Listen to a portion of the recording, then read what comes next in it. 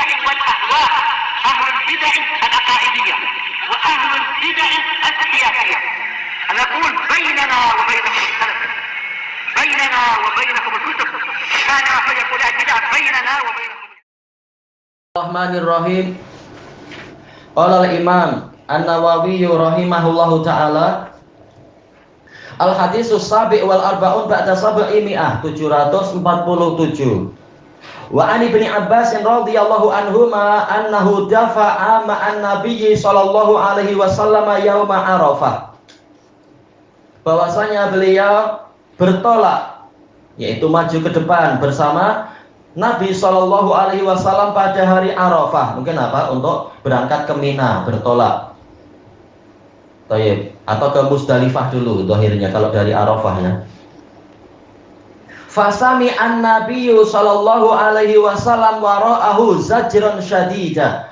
Kemudian Nabi Shallallahu Alaihi Wasallam mendengar di belakangnya itu ada hardikan yang keras, ada pelarangan yang keras.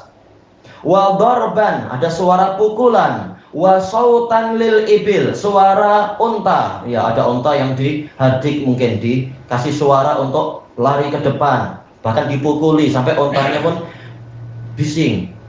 Fa asyara bi sautihi ilaihim, maka Nabi SAW mengisyaratkan kepada mereka dengan cambuk beliau, dengan cemeti beliau. Waqal ya ayyuhan nas alaikum bis sakinah, wahai umat manusia, kalian wajib untuk bersikap tenang. Fa innal birra laisa bil idha, karena kebajikan itu bukan dengan cara bergegas, bukan dengan cara apa? Idha, yaitu isra, laju-laju, yaitu apa? Terlalu cepat. Rawahul Bukhari wa rawa Muslimun ba'dah. Baik. Ya, dengan lafaz ini diriwayatkan oleh Bukhari.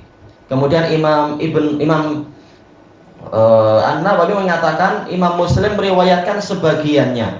Disebutkan oleh Syekhuna Abu Amr dalam catatan kaki, Imam Bukhari menyendiri. Iya, kalau lafadznya seperti ini memang riwayat Imam Bukhari sendiri. Bahkan Imam Muslim mungkin ada lafadz tetapi tidak dengan pola yang seperti ini. Disebutkan dalam catatan kaki, bahkan Imam Bukhari menyendiri dari periwayatan Ibnu Abbas. Taib. Hanya saja Imam Muslim meriwayatkan sebagiannya dari Fadl bin Abbas, bukan Abdullah bin Abbas. Maka waspadai tentang apa perbedaan ini. Taib.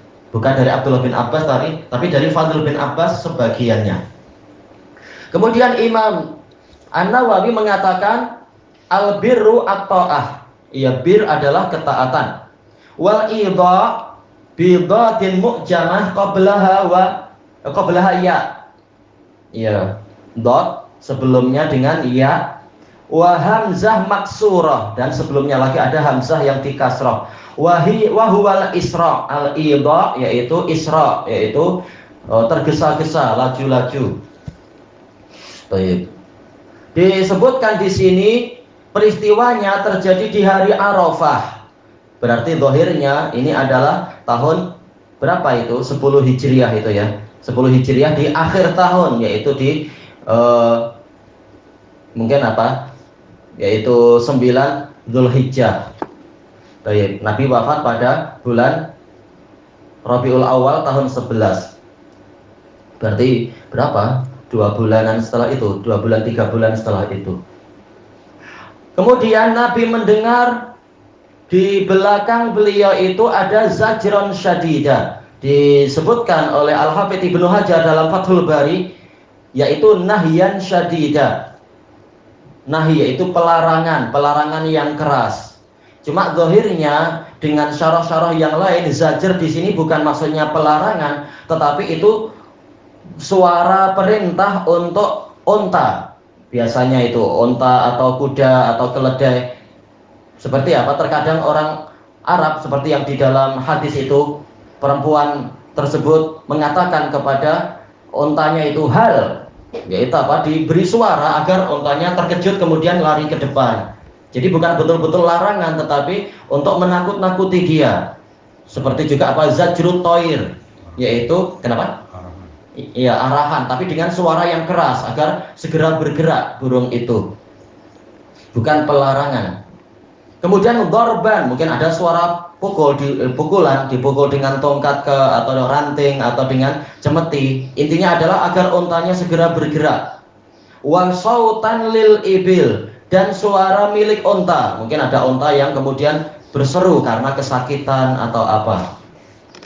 Baik. Maksudnya di sini Rasulullah SAW mendengar ada sebagian sahabat yang mereka berdesak-desakan untuk segera maju ke depan. Dan memang ini tentunya membahayakan, terutama pada waktu haji. Kalau semuanya memaksa untuk maju, mungkin yang tua-tua, yang sakit, yang letih akan terinjak-injak itu. Nah, zaman dulu seperti itu, apalagi zaman sekarang yang orang berjuta-juta. Zaman dulu berapa orangnya? Alal khilaf, sebagian ulama mengatakan kurang lebih berapa? 34.000 atau 70.000. Mungkin yang lebih memang datang setelah perhitungan. Intinya tidak sampai 100.000 menurut pendapat yang rajih. Nah, sekarang berjuta-juta, wajar banyak yang mati terhimpit, terinjak. Makanya Nabi SAW memerintahkan untuk jangan tergesa-gesa, berjalanlah dengan tenang. Fa'asyara bisautih. Sebentar. Berarti dari hadis ini kita mendapatkan faidah, dan ini dibahas oleh para usuliyun, jawazu ijtihadis sahabi bihadratin nabiyyi sallallahu alaihi wasallam. Boleh sahabat Nabi itu berijtihad walaupun Nabi ada. Nanti kalau salah diperbaiki, kalau benar dibiarkan. Nah, ini sahabat berijtihad berdasarkan keumuman ayat, yaitu apa? Sabiqu ila maghfiratin mir rabbikum wa jannat. Bersegeralah kalian menuju kepada pengampunan dari Rabb kalian dan surga. Kemudian juga misalkan apa dalam ayat yang lain, wasari'u ila maghfiratin mir rabbikum, sama ya, musara'ah, berlomba-lomba. Wa fi dzalika falyatanafasil mutanafisun. Di dalam kenikmatan surga itulah hendaknya orang-orang itu bersaing. Nah, ini dalil-dalil yang menunjukkan untuk musara'ah fil khairat, sebagaimana telah kita lewati di dalam kitab Riyadhus Shalihin, yaitu bersegera, berlomba-lomba, berlaju-laju di dalam kebaikan. Boleh jadi sebagian sahabat mereka berijtihad, berarti dalam masalah ini juga kita laju-laju saja. Ternyata keumuman ayat tadi tidak berlaku di dalam case kali ini. Nabi menyuruh untuk tenang nantinya. Maka ijtihadnya tadi diperbaiki oleh Nabi karena ada madharatnya, akan membahayakan orang-orang yang lain yang di jalan-jalan tadi. Fa asyara bi sautihi ilaihim. Kemudian Nabi memberikan isyarat. Ini menunjukkan pentingnya, yaitu memberikan isyarat sebelum berbicara agar menarik perhatian. Ini untuk apa? Lisyaddil intibah. Boleh memberikan isyarat untuk menguatkan perhatian. Dan itu biasa para pemimpin mengangkat tangan agar orang-orang yang lain pada melihat ke dia untuk mendengarkan apa yang hendak dia ucapkan. Ini cara yang baik. Diberi isyarat dulu agar melihat kepadanya. Waqala, Nabi mengatakan, ya ayyuhan nas alaikum bis sakinah. Wahai orang-orang, wajib atas kalian untuk menjaga ketenangan. Berarti apa? Dalam situasi yang seperti itu, dalam suasana haji pun tetap menjaga ketenangan walaupun bukan di dalam masjid. Ini menunjukkan ketenangan itu berlaku di banyak tempat.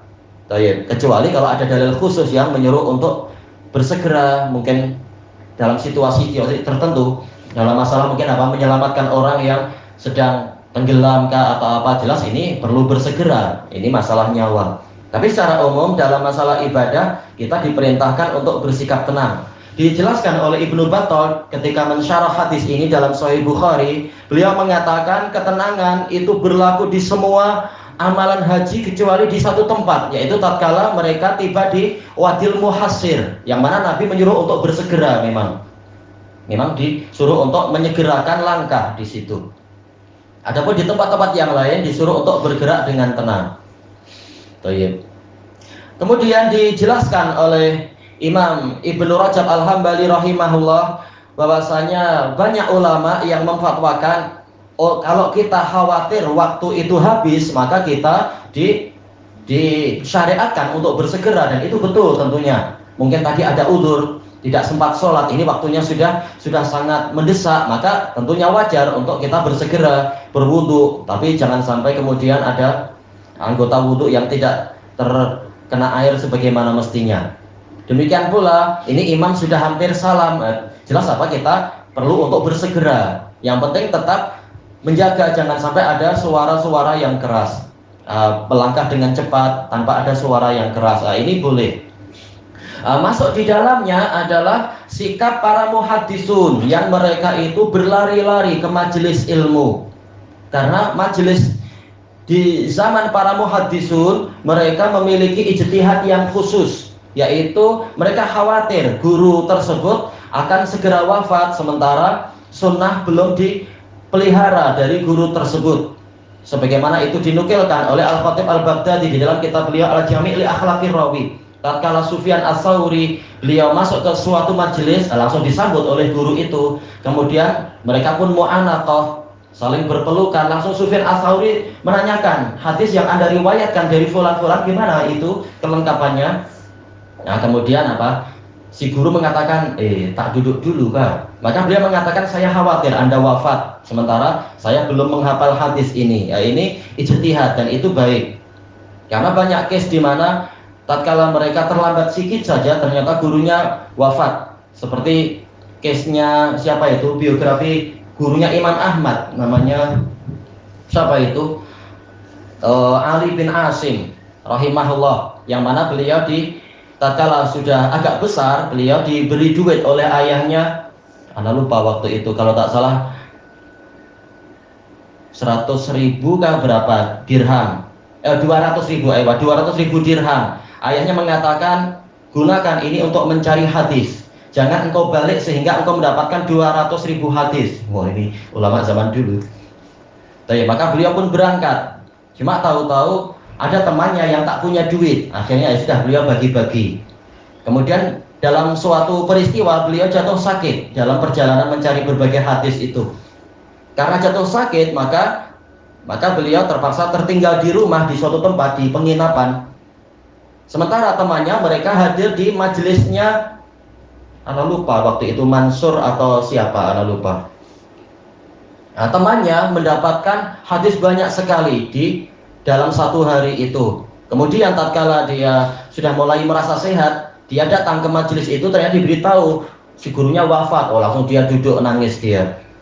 Nah, itulah yang dikhawatirkan oleh para muhaddisun di masa itu. Dikhawatirkan gurunya itu, para guru itu wafat yang sudah tua dan sebagainya. Karena kalau gurunya tua, ini sanadnya pendek. Kalau gurunya muda, mungkin level berikutnya sanadnya agak panjang, menghafalnya lebih susah. Maka mereka rata-rata memang mengejar guru yang tua-tua lebih dahulu.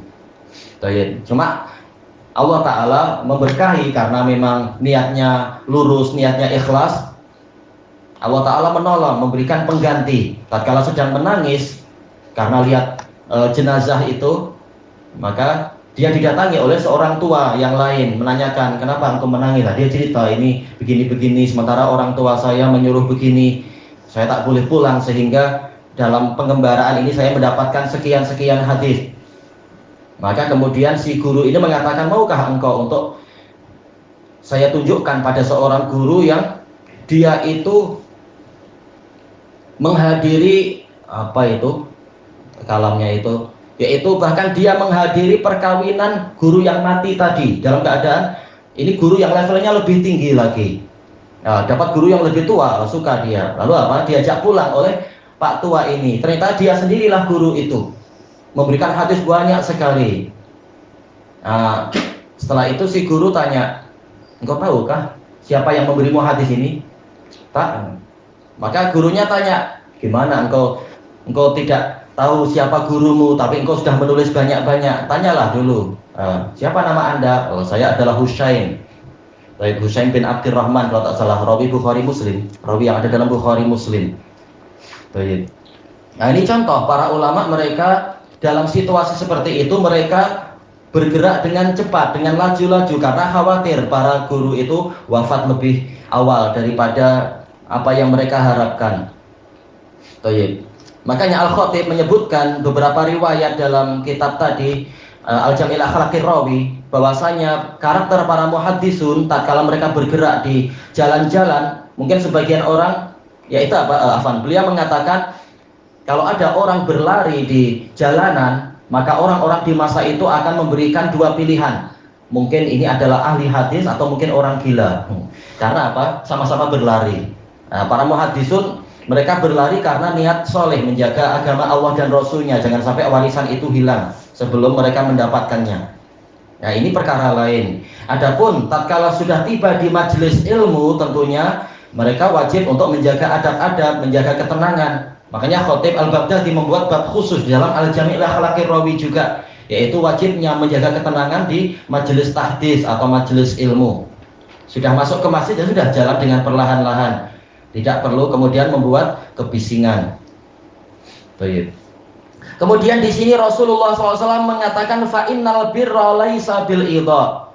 Fa dengan inna, ini dua alat taklil. Baik. Kenapa kita diwajibkan menjaga ketenangan? Karena albir, yaitu Nabi tahu bahwasanya para sahabat menginginkan bir, yaitu kebajikan. Kebajikan itu tidak diraih dengan cara tergesa-gesa, dengan cara idha, yaitu terlalu tergesa-gesa. Tetapi melaksanakan sesuai dengan yang disyariatkan. Jelas sholat ini termasuk kebajikan tertinggi, tapi ya jangan tergesa-gesa. Bahkan menjaga tomakninah, demikian pula datang dengan baik, dengan perlahan-lahan, dengan beradab kepada Allah Ta'ala. Demikian pula dalam masalah haji dan lain-lain. Tayyib albir, dia adalah ismun jami'un likulli khair. Kesimpulan dari ucapan Imam Ibnul Qayyim di dalam kitab beliau Risalah Tabukiyah. Dan definisi albir ini sama dengan definisi rahmah yang didatangkan oleh Syekhul Islam, ismun jami'un likulli khair. Karena segala kebaikan yang Allah berikan kepada hamba, pada para hamba itu adalah rahmat. Baik. Nah, intinya di sini albir di sini adalah segala jenis ketaatan.